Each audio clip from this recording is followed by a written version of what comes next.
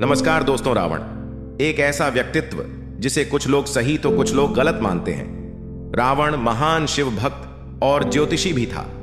रावण जिसने शिव तांडव की रचना की। रावण की 8 बातें जिनमें से आपने किसी भी बात का अपने जीवन में पालन किया तो आप दूसरों से कहीं अधिक सफल होंगे। तो फिर शुरू करते हैं। पहली बात, निर्णय के पक्के रहो। रावण ने अपने नाना सुमाली से कहा, जो एक बार मैं ठान लेता हूं उससे मैं कभी पीछे नहीं हट सकता। मृत्यु का भय भी एक वीर पुरुष को अपने वचन से विमुख नहीं कर सकता। दूसरी बात, किसी की परवाह मत करो।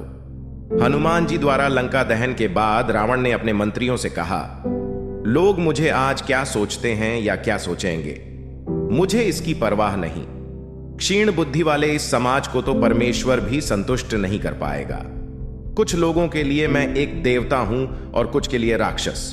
लोग केवल अपना स्वार्थ जानते हैं। जब आप में उनको स्वार्थ दिखे तब आप उनके लिए देवता हो, और जब आप उनके स्वार्थ को पूरा न कर सको तब आप उनके लिए एक राक्षस बन जाते हो। यह समाज अपने स्वार्थ से ही चलता है। यह स्वार्थ ही देव, दानव और मनुष्यों से अपराध करवाता है।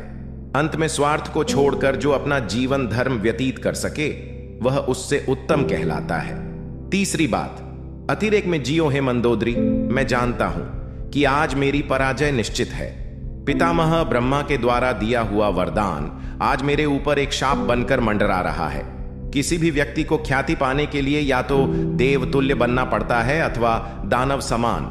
यदि अच्छा बनना हो तो इतना अच्छा बनो कि इंद्र भी अपना सिंहासन तुम्हें दे दें, और बुरा बनना हो तो इतना बुरा बनो कि स्वयं नारायण तुम्हें तुम्हारे पापों से मुक्त करने हेतु अवतरण हो। हे मंदोदरी, आज मैं अधर्म का प्रतीक बन चुका हूं। अनगिनत पापों से मेरा घड़ा भर चुका है। मैं जानता हूं कि मैंने अपने अहंकार के कारण नारायण को नहीं पहचाना, और मैं यह भी जानता हूं कि उनका अवतरण मेरे विनाश के लिए ही हुआ है।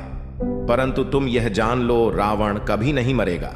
मृत्यु के उपरांत भी यह रावण सदैव के लिए अमर बनकर रहेगा।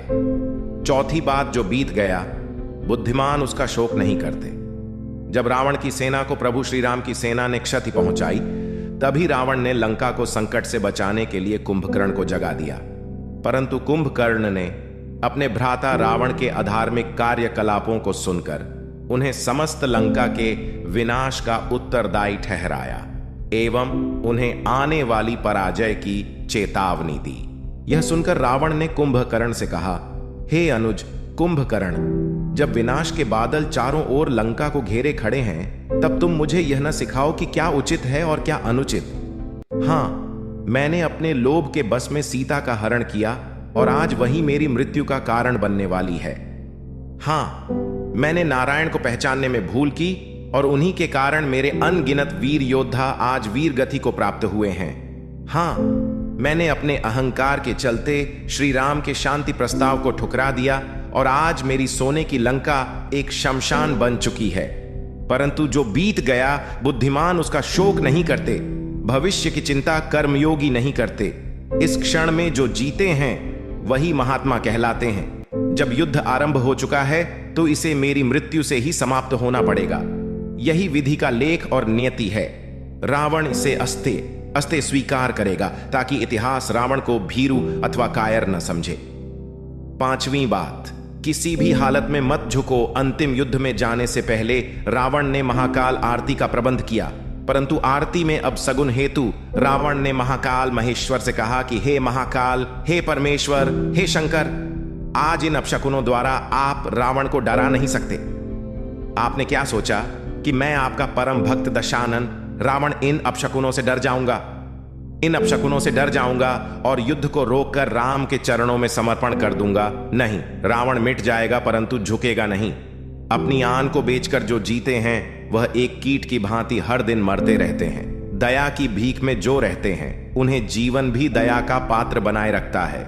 इस युद्ध में मेरे अनेक सगे संबंधी, भाई, पुत्र, पौत्र एवं अनेक प्रजाजनों ने बलिदान दिया है।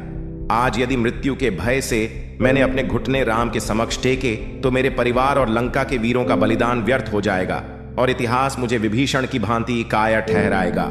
अंत में, हे शिव शंभु, है शंकर, हे भोलेनाथ, रावण कभी झुक नहीं सकता। यदि इस युद्ध में मेरी मृत्यु भी हो जाए तो मैं इसे आपका प्रसाद समझकर ग्रहण कर लूंगा। छठवीं बात, अच्छे कार्यों में देरी नहीं करनी चाहिए। अंत समय में रावण ने लक्ष्मण को 3 सीख दी। अच्छे कार्यों में कभी विलंब नहीं करना चाहिए। अशुभ कार्यों को मोहवश करना भी पड़े तो उसे जितना हो सके उतना टालने का प्रयास करना चाहिए। 7वीं बात, किसी को कुछ न समझे। शक्ति और पराक्रम के मद में इतना अंधा नहीं होना चाहिए कि हर शत्रु तुच्छ और निम्न लगने लगे। मुझे ब्रह्मा जी से वर मिला था कि बानर और मानव के अलावा कोई मुझे नहीं मार सकता। फिर भी मैं उन्हें तुच्छ और निम्न समझकर अहम में लिप्त रहा, जिस कारण मेरा समूल विनाश हुआ। आखिरी और 8वीं बात, गूढ़ रहस्य किसी को न बताएं अपने जीवन के। गूढ़ रहस्य स्वजनों को भी नहीं बतानी चाहिए, क्योंकि रिश्ते और नाते बदलते रहते हैं। जैसे कि विभीषण जब लंका में था तब मेरा शुभेच्छु था, लेकिन श्री राम की शरण में आने के बाद मेरे विनाश का माध्यम बना। तो दोस्तों, यह थी रावण की वे 8 बातें जिनसे आप सीखकर अपने जीवन में अपनाकर आगे बढ़ सकते हैं। मित्रों, मैं आशा करता हूं यह वीडियो आपको अच्छा लगा होगा। आप अपने जीवन में ऐसे ही आगे बढ़ते रहें और अपने माता पिता का नाम रोशन करते रहें। वीडियो को पूरा देखने के लिए आपका बहुत बहुत धन्यवाद। और ऐसे ही ज्ञान से भरे वीडियो देखने के लिए चैनल को सब्सक्राइब कर ले और वीडियो को लाइक करें।